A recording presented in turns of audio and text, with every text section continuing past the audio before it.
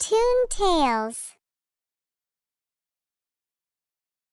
राधा नाम की एक लड़की को मारने के लिए कुछ लोग उसका पीछा कर रहे थे। राधा अपनी जान बचाने के लिए बहुत तेजी से भाग रही थी। भागते हुए उसे एक नदी दिखाई देती है। वह बिना सोचे समझे उसमें छलांग लगा देती है। राधा को ऐसा करते हुआ देखकर वह रुक जाते हैं। तभी एक आदमी बोलता है, इस नदी का बहाव तो बहुत तेज है, वो जरूर मर ही गई होगी।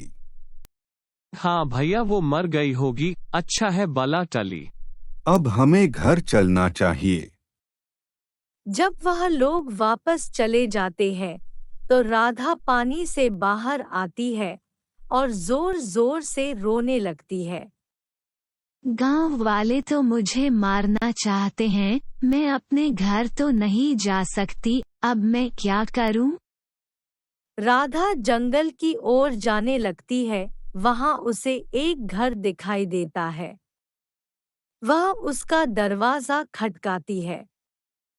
एक बूढ़ी औरत उसके सामने आती है और वह बोलती है, क्या हुआ बेटा, तुम कौन हो और यहाँ क्या कर रही हो? दादी, मैं अनाथ हूँ और मेरे गांव के लोगों ने मुझे वहाँ से निकाल दिया है। बताओ बेटी, मैं तुम्हारी क्या सहायता कर सकती हूँ? दादी, अगर आप मुझे अपने घर में कोई काम दे दो, मैं घर के सारे काम कर लेती हूँ। साफ सफाई, बर्तन धोना, कपड़े धोना, सभी काम कर सकती हूँ। तुम्हें इसके बदले में क्या चाहिए? बस 2 समय की रोटी और एक छत। राधा घर का सारा काम करती और दादी की भी खूब सेवा करती। एक दिन जब राधा जंगल से कुछ फल लेकर आ रही थी, तभी उसकी नजर एक पेड़ के नीचे बैठे सुंदर युवक की ओर गई। वह पानी के लिए तड़प रहा था। राधा जल्दी से उसके लिए पानी लेकर आती है। जब वह राधा की ओर देखता है तो उसे उसी समय उससे प्रेम हो जाता है। क्या तुम ठीक हो? हाँ, आपका बहुत बहुत शुक्रिया। ठीक है, अब मैं चलती हूँ, मेरी दादी मेरा घर में इंतजार कर रही होंगी। राधा जल्दी से घर आ जाती है और दादी को सारी बात बताने ही लगती है। तभी वहां पर दिलीप आ जाता है। तुम यहाँ क्या कर रहे हो? दादी दिलीप को पाने गले से लगा लेती है। दादी, आप कैसी हो? मैंने आपको बहुत मिस किया। मैं तुम्हें यहाँ देखकर बहुत खुश हूँ बेटा। परंतु यह कौन है दादी? यह मेरा पोता है, यह पढ़ाई के लिए विदेश गया था। दादी दिलीप को राधा के बारे में सब बताती है। सभी खुशी खुशी खाना खाते हैं। एक दिन दिलीप और दादी बातें कर रहे थे। दिलीप दादी को बताता है कि कैसे उस दिन राधा ने उसकी जान बचाई थी और अब वह उससे प्रेम करने लगा है। दादी यह सुनकर बहुत खुश हो जाती है और वह राधा के पास जाकर उससे सारी बात करती है।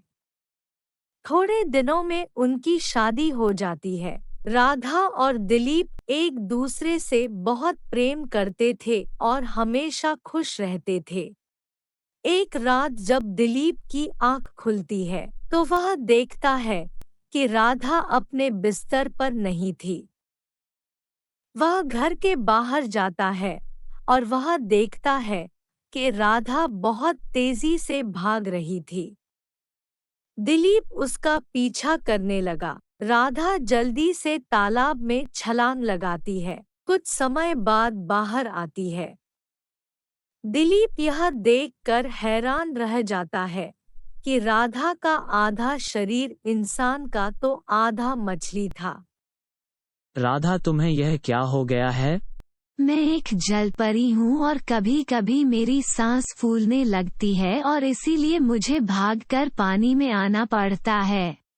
क्या तुम एक जल परी हो? जी हाँ, क्या तुम मुझे छोड़ दोगे? नहीं राधा, मैं तुमसे बहुत प्रेम करता हूँ, पर ऐसे तालाब रात को आना ठीक नहीं है। अब तुम मेरे साथ घर चलो। अगली सुबह दिलीप एक टब खरीद कर ले आता है और उसमें पानी भर देता है और राधा को बोलता है, जब भी तुम्हारी सांस फूले तो तुम इस टब में लेट जाना। यह सुनकर राधा बहुत खुश हो जाती है और उसका सक्रिया करती है।